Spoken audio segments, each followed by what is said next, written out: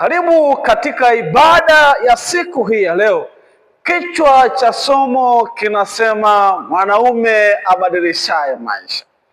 Kila nyakati na wakati, huyu mwanaume ameweza kubadilisha maisha ya watu wengi, na wengi waliokutana na yeye hawakubaki kama jinsi walivyokuwa.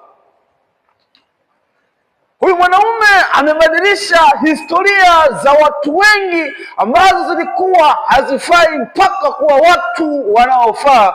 Mwanaume abadilishaye maisha.